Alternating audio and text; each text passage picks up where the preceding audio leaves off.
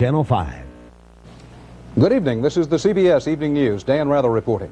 The government of Lebanese President Amin Gemayel is teetering on the edge of collapse, and Beirut today became one big shooting gallery. All sides got into the action. Muslim militiamen overran Lebanese army positions in West Beirut and moved into the heart of the city. Druze Muslim rebels pounded the U.S. Marines at Beirut's airport. The Marines and U.S. warships and warplanes hit back hard. Our coverage begins with Alan Pizzi in Beirut. What little authority remained for the government in West Beirut was grabbed away today when Muslim militia gunmen took over the streets. As shots rang out, workers left stores and offices to hurry home through streets filled with an air of panic. Snipers and people were running, all these gunmen, they were running after us to kill us. Warplanes from the carrier Kennedy hit positions in the Shuf Mountains tonight. They were backed up by naval gunfire. A spokesman said Marine positions near the airport had come under fire, and the Marines were, in his words, replying very aggressively. The militiamen have done more than frighten civilians, however. They have become the backbone of a new political force. The Shiites, whose militia Amal controls the suburb, make up 25% of the population, and they are demanding a government that will give them a greater share of power. The Amal ranks have been bolstered by army defectors and passive backing from units which have refused to follow the orders of President Amin Gemayel. He doesn't have an army. In my command there are now 9,000 soldiers from the Lebanese army, not to him. Berry and other opposition leaders say there will be no talk of peace or reconciliation until Gemayel resigns. The presence of U.S. Marines and other multinational peacekeepers here is Gemayel's only visible sign of backing, at least in West Beirut. 1 Marine and 8 Italian soldiers were wounded today. The opposition forces want the Marines to leave Gemayel to his fate. If they will stay to support him, they will be in very bad spot. A major problem is that Gemayel is the only Lebanese politician who still supports the accord with Israel. They have to support the Lebanese people, not one man. Opposition to the American engineered accord is led by Syria, which today hosted a group of Lebanese politicians who want to set up a new government. What nobody seems to be concerned with is what happens to the civilians caught in the middle while the politicians maneuver and the armies fight. Alan Pizzi, CBS News, Beirut. The sense of crisis was unmistakable. Defense Secretary Weinberger broke off a budget pitch before a Senate committee to take a call from the White House. When he returned, he huddled with General John Vesey, chairman of the Joint Chiefs of Staff, but refused to tell a curious committee what it was all about. I'm not in any position to go into anything other than the budget at the moment, sir. We all have limitations to our authority. Beirut is convulsed by some of the heaviest fighting ever, and the most immediate concern is not the safety of the U.S. Marines, but the future of the Lebanese army. Pentagon officials concede that the army is losing the battle with Muslim gunmen in the streets of West Beirut, and that many Shiite soldiers are either deserting their units or sitting on their weapons. U.S. officials seem uncertain about what to do to reverse the tide. But the situation right now is certainly a very unpleasant and unwelcome one. As to its implications for the usefulness of our own forces, the future will have to tell about that. Pentagon officials ruled out the possibility of sending American troops into the city to help the Lebanese army and acknowledged that the guns and jets of the ships offshore are of little use in residential neighborhoods. President Reagan interrupted his homecoming to Dixon, Illinois long enough to issue a statement which singled out Syria as the chief culprit and called on Damascus to cease its support for the warring factions. Mr. Reagan did not threaten to retaliate, but other administration officials held out the possibility of U.S. attacks against Syrian positions in Lebanon. The Defense Intelligence Agency has now increased its estimate of the number of Syrian troops in Lebanon from 52 to 57,000. Some U.S. officials hold out the hope that this fighting could shock Lebanese President Gemayel into making the concessions needed to form a new government. Others see this as the beginning of the end. All officials agree that either way, the crisis has reached its 11th hour. David Martin, CBS News, the Pentagon. The House Foreign Relations Committee late today put off indefinitely the final drafting of a Democrat-backed resolution calling for the prompt and orderly withdrawal of the U.S. Marines from Beirut. Committee Chairman Dante Fascell of Florida said the House members did not want to add to the Marines' danger. An Israeli official who declined to be identified tried today to play down concerns over the heavy fighting and political turmoil in Beirut. 20,000 Israeli troops occupy the southern third of Lebanon, He said these troops' chief concern now is security along Israel's northern border. And he pledged, quote, "We are not going to an all-out war to achieve any central government for Lebanon."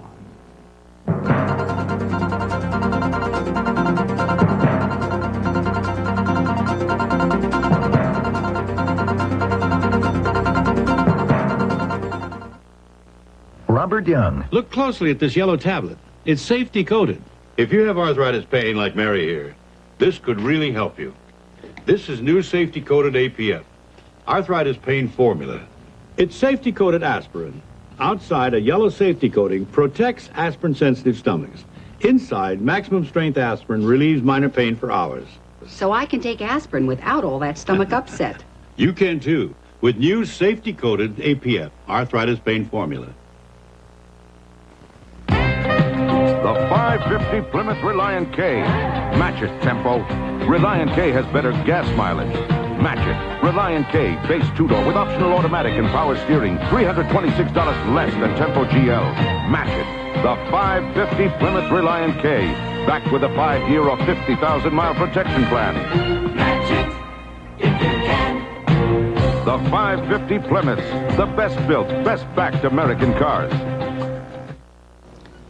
Aboard the Space Shuttle Challenger today, the third time wasn't the charm. Again today, an important and expensive piece of hardware launched from the shuttle failed to wake up and fly right. And as Morton Dean reports, it was the second failure of the mission, putting hundreds of millions of dollars of the right stuff in the wrong orbit.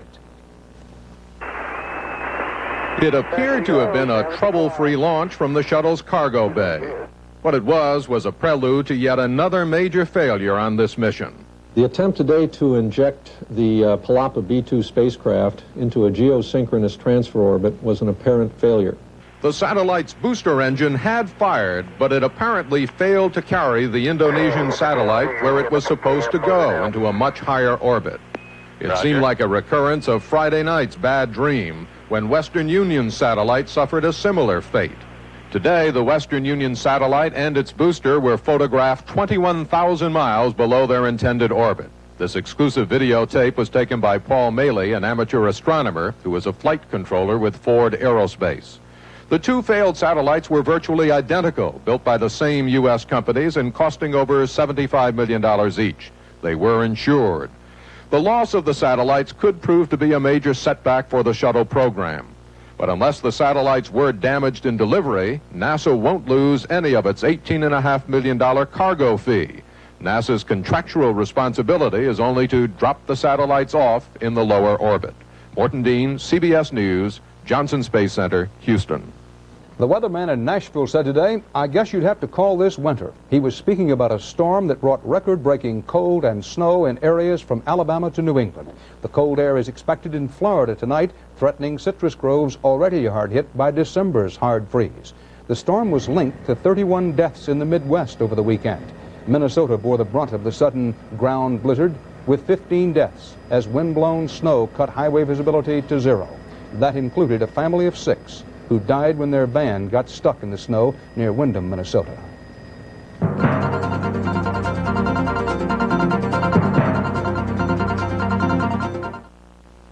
There's nothing different here.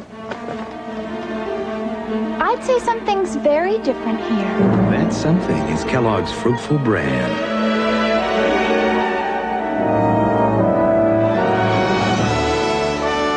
Fruitful Bran is a high-fiber cereal that's a feast of raisins, dates, apples, and golden honey. Here's fiber made delicious. Discover new Kellogg's Fruitful Bran and make every brand new day more fruitful.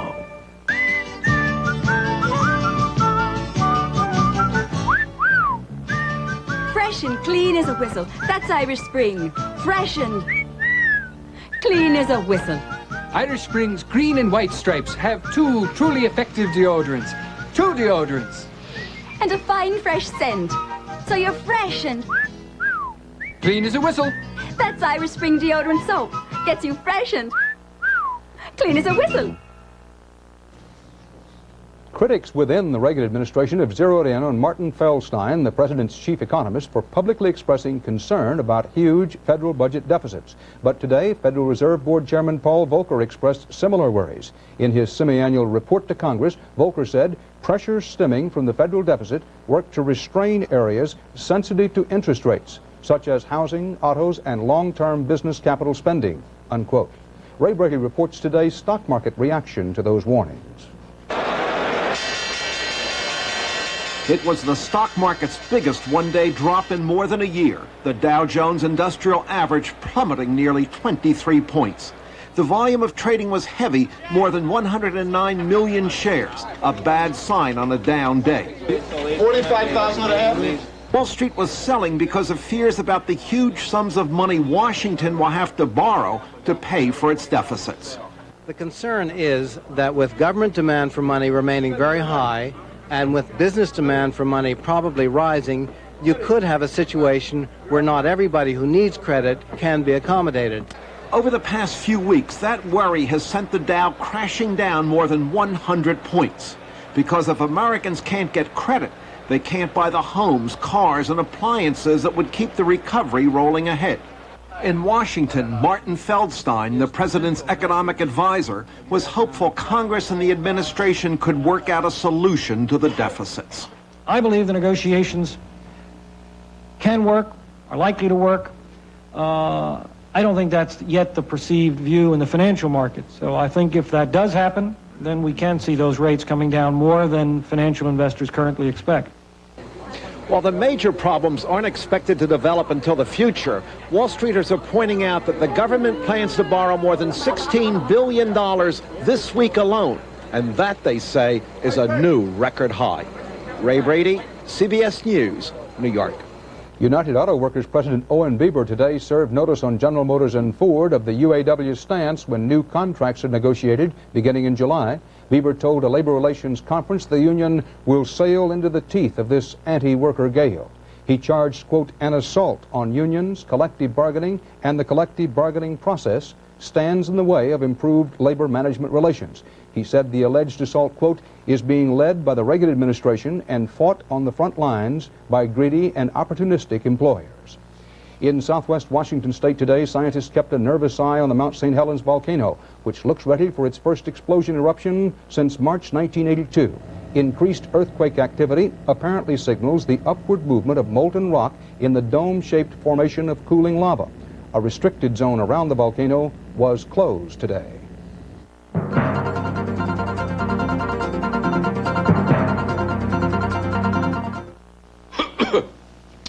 I need my cough medicine. Introducing new contact cough capsules. A cough capsule? Seems it's an idea some people have a hard time getting used to.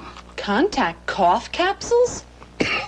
It's hard to believe that all the power of liquid cough medicines is concentrated in that one little capsule. So concentrated, it's all you need to relieve your cough for hours. New contact cough capsules, the first real improvement since the spoon. Fiber. Nature puts it into foods, and we take it out. So to get enough fiber, you may have to eat more foods. And that can mean more calories. That's why you may need Metamucil. Metamucil is made from good grain fiber. Fiber your body needs, with a fraction of the calories in a bowl of bran cereal. And doctors recommend Metamucil more often than any other laxative brand. Metamucil, still the low-calorie way to get the fiber you need every day. The United States and the Cuban Soviet-backed regime of Ethiopia have traded diplomatic expulsions. The State Department said today that 4 Americans assigned to the U.S. Embassy in Addis Ababa were ordered expelled early last week, no reasons given. In retaliation, 2 Ethiopian diplomats in Washington were expelled. One of them, however, has, quote, severed his connection with the Ethiopian government and is asked to remain in this country. The recent much-contested conclusions of President Reagan's task force on hunger in America are being contested again. Where the President's Commission found no widespread hunger problem nationwide, Steve Young reports that a Harvard-based Scientists Commission on Hunger today came to a strikingly different conclusion. If stated in medical terms, the hunger that we saw exists in epidemic proportions. In Turners Falls, Massachusetts, the Citizens Commission on Hunger in New England saw 4-year-old preschoolers whose parents are out of work wolf down breakfast at a Head Start program because there's little or no food at home. What all you want? Ronnie? Where's my toast? In rural Maine, they interviewed an 84-year-old man suffering from malnutrition. Can you tell me some of the things you would eat during the day? Well, I used to eat shredded wheat. The commission tracked people seeking food at more than a dozen soup kitchens and found between November of 1981 and May of 1983, the number had tripled. And if you didn't eat here, you wouldn't eat? No. I probably eat out of garbage pails. The Citizens Commission says it found hunger in every city and town it visited. After reviewing hunger studies in all 50 states, it says hunger can be documented and is at crisis levels. The report says hunger is no longer confined to poverty pockets, but is a fact in the industrial Northeast, Midwestern suburbs, cities, and rural areas of the South and West. Hunger has become an ecumenical problem. It cuts across race lines. It cuts across lines of ethnicity.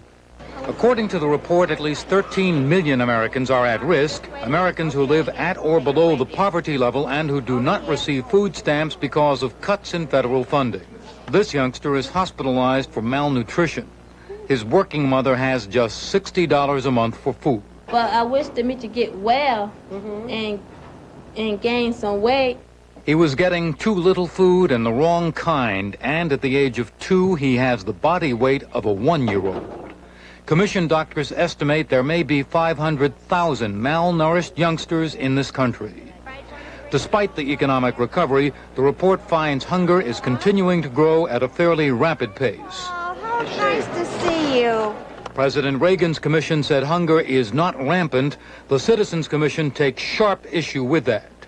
It says funds for food stamps, school lunch, and other programs, which virtually eliminated hunger a decade ago, should be fully restored.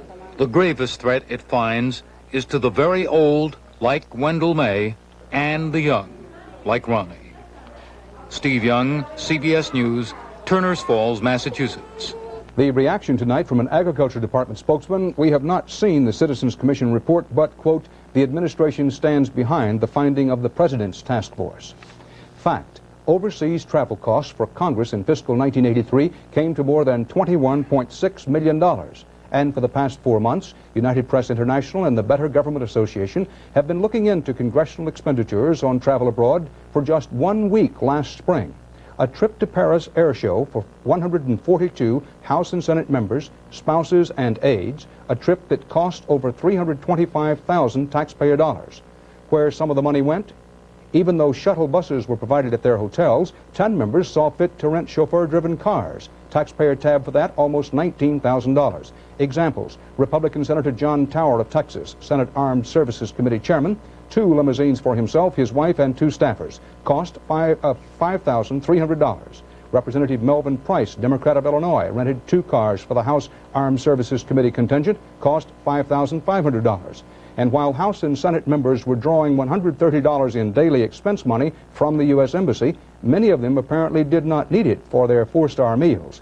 Defense and aerospace contractors were picking up meal tabs for them at places like Maxine's and the Ritz, often in excess of amounts allowed by congressional ethics rules.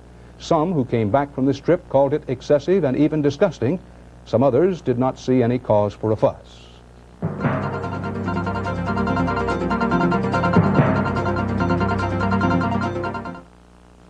There is a special feeling in Oldsmobile.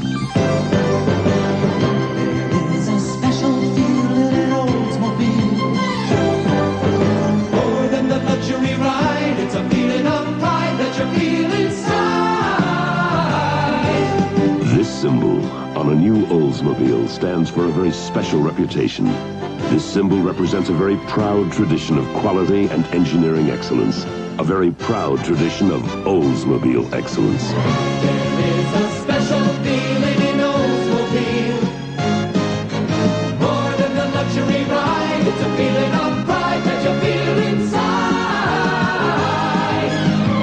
There is a special deal in an Oldsmobile. There is a special deal in an Oldsmobile.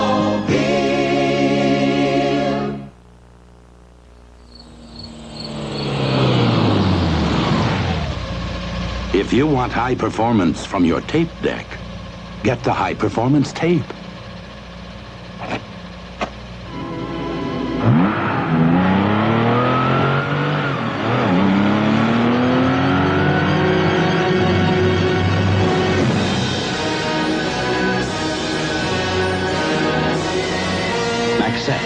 It's worth it. President Reagan's trip back to his boyhood home in Dixon, Illinois today came off like a piece of cake. Birthday cake for candidate Reagan's 73rd birthday. Bob Simon reports tonight on the weeks of behind-the-scenes political advance work to put the icing on it. The day started with a nostalgic look at the white frame house where the president and his brother Neil watched the Depression go by. The house which was restored recently by the local mailman and a few friends. We want to show that it's still possible in this country to start out with roots like this and become president of the United States. It was a voyage back in time, a parade. No shopping malls or metro liners in Dixon, Illinois. A parade down Main Street, USA. Thousands braved the biting cold. 100 or so demonstrators did as well.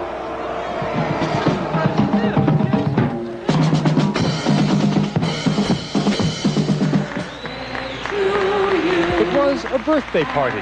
The gym of the high school, the president's alma mater, bedecked and ballooned to celebrate his 73rd birthday. In Dixon, Illinois today, the president confronted the age issue with a birthday party. And by demonstrating his roots, he challenged anyone to call him a rich man's president. The spectacle lasted less than 4 hours. The stage was a small town. The audience was the nation. The show, produced and directed by the White House, was a winner. But why did it work? The president may be the great communicator, but he's got an enormous production company behind him. Imagine. Just 2 nights ago, there were different players on this set. And then... You did make the reservation for Ed Murnane. They began weeks ago, the president's men. They briefed. They got community groups involved to help with logistics. Told Graham to have the bus drivers pick him up. Community groups to take care of the props, build the float, bake the cake, and come up with the bread. A fundraiser, $100 a head. They got the community involved up to a point. They come in and say, we like want your ideas on how we should do these things, and then they come back and say they're not possible. It's not easy to make sure every camera will be capturing the president from the best possible angle. It's not easy, but it's possible. The motto, leave nothing to chance, not even happy birthday. Happy birthday, Mr. President. And when your show's a hit in Dixon, where to? Next stop, Las Vegas. The president will be there tonight. Bob Simon, CBS News, Dixon, Illinois. While President Reagan's trip is one example, and Ronald Reagan an acknowledged master of it, all the candidates running for president are running to catch up, learning that getting your face on television is good, putting on the best face better, and having only the face you want presented put before the public on television best of all. Tonight, the first of 3 reports. A report by Bruce Morton on electronic politics. Presidential candidate Walter Mondale trudging through a neighborhood in Council Bluffs, Iowa. But Mondale's real target is not the handful of people he met there. It is the handful of cameras taping the event. For instance, Mondale's visit made the 6 o'clock news that night on WOWT just across the river in Omaha, Nebraska. Channel 6 reporter Bill Kelly was there when his day began. Mondale and a media swarm. Audience, 13,700 homes in Iowa, which holds caucuses in February, 58,000 more households in Nebraska, which holds a primary in May. Iowa, for example, 8 media markets. Iowans might not know it, but they live in media markets. Whether it's incumbents or challengers, whether they're aiming at networks or local stations, most of the things a candidate does are done for television. The most powerful tool in American politics is this. It's crucial. And if you do your job correctly, and one of the first questions you will ask yourself is what we want on the evening news that night, and how do we go about getting that there? It didn't used to be that way. Candidates courted party bosses who controlled blocks of delegates. But Dwight Eisenhower showed a candidate could raise his own money independent of party. Barry Goldwater showed that grassroots organizers could beat party leaders. The Democratic rules changes after the brawling convention of 1968 strengthened the rank and file. And there was the rise of television itself. The process has changed fundamentally because it's gone from a relatively closed system where one set of politicians chose another politician to be the candidate for president to a process now where 20 million people or more will probably participate directly in it. You reach them through a lens.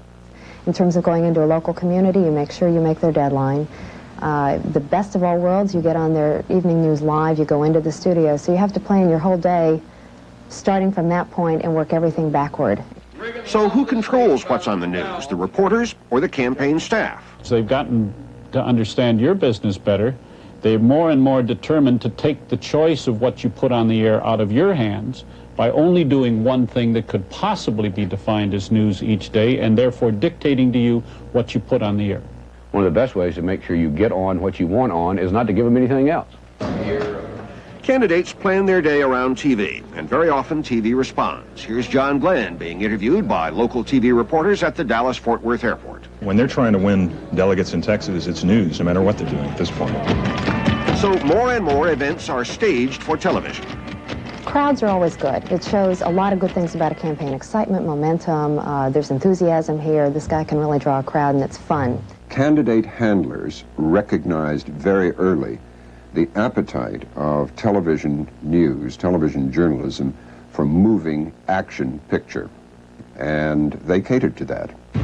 Yes, but how good is it? What does a voter learn from watching Gary Hart drive this tractor?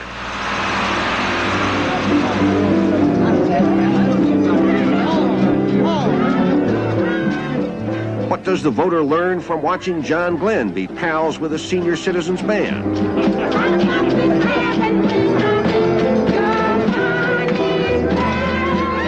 Is this a sensible way for a grown-up to run for President of the United States? A look at that tomorrow.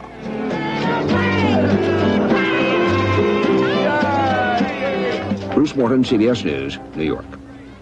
And that's the CBS Evening News for this Monday. Dan Rather reporting from New York. Thank you for joining us. Good night.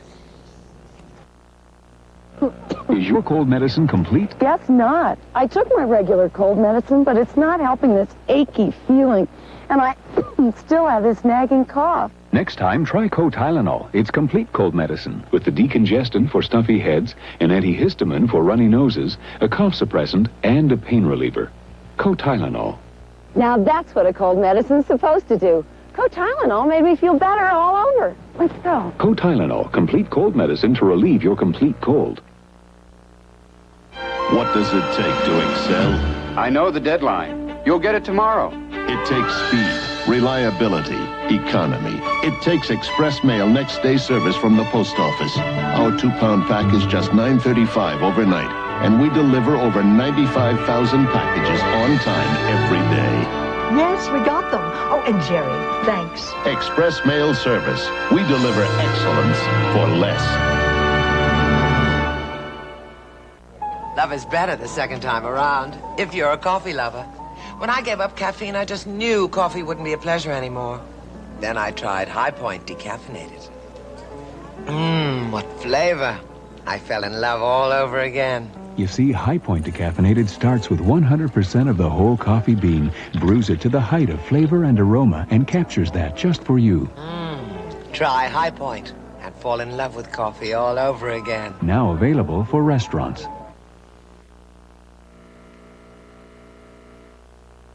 This is CBS. In our news tonight, another big apartment fire in Nashville leaves scores of people homeless. Lawmakers hope this will be the last week of their special session on education reform. And the snow in the Mid-South leaves lots of school systems still closed until tomorrow. We'll have details on these stories and a lot more coming up next on Eyewitness News.